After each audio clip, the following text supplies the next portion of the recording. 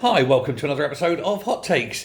Now, the SNP has, as we know, been destroying Scottish education brick by brick for nigh on 20 years. But it's way worse than anyone could ever imagine.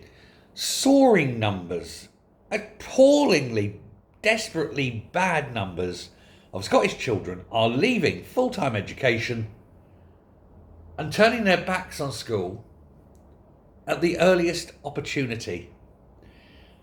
And we're not talking about leaving school at 16 because, and then not going on to further education.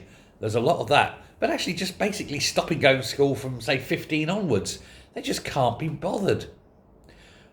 And the number who leave school with no qualifications whatsoever has, in basically the last 5 years, gone up 40%. That's a whole generation wasted, failed by the state, failed by an education system that can't put in even enough basic knowledge that they could pass an exam. We're not talking A-star students here, just passing any level. And this is because of the power-mad SNP who refuse to allow head teachers to have any authority, who refuse to allow head teachers to exclude disruptive pupils, or who want to micromanage every aspect of education in this country, and yet have destroyed at the same time the education system in the country. Since the COVID-19 lockdowns, when the SNP ministers shut down the classrooms for months on end, they then scrapped the exams. They gave everyone guesstimates, although initially that was, sort of said, okay, it would be based on work that was done. But then it appeared it was actually based on parents' income, where the wealthier pupils got better marks than those from the poorer backgrounds. Pupils have increasingly been ditching education, secondary education, at the S4 level. That means they're 15 years of age and they're just sodding off because they just can't see a future. 8,084 pupils walked away from school aged only 15, 37.5% surge from the 5,919 in 2019. So literally just before the comparable period of just before COVID to just now. Statistics come back on further evidence, really, that this has been the generation worst affected by the pandemic because they were at that key point in their education. They've had their entire lives ruined by the SNP and by the SNP's approach to education, which is, I think, keep them dumb and they'll vote SNP because you have to be dumb to vote SNP. But with not just the standards of education, but the standards of behaviour,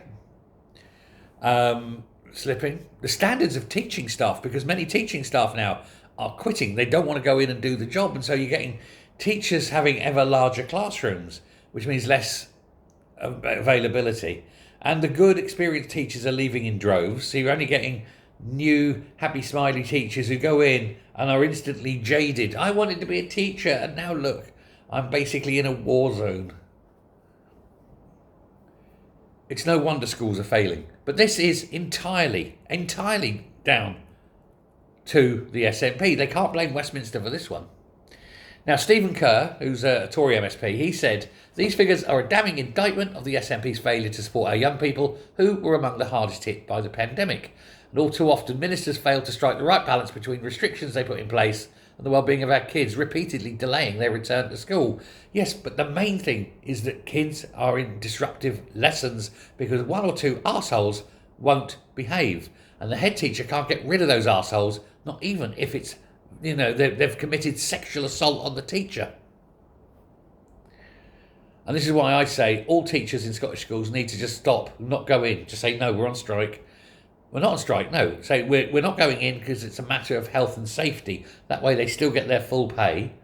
And the only way out of it will be to remove those disruptive pupils, which means giving the power back to head teachers.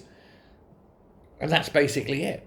You do that and you'll see education attainment increase and be more attentive to the needs of teachers and the needs of pupils, and get rid of the dross, basically, the bullies, the sexual perverts, the people destined, I think, for a criminal future. Get rid of them. You can't work with them, so get them out of the class. I'm probably wrong. Probably people are going to say there, oh, you need to work with these kids. Well, probably you do. But it's not a teacher's job to act as a social worker. So let the head teachers, get rid of them, put them into other people's hands, and let the social workers work with them. And let the pupils who do want to learn. Let me know what you think. Thanks very much. Bye.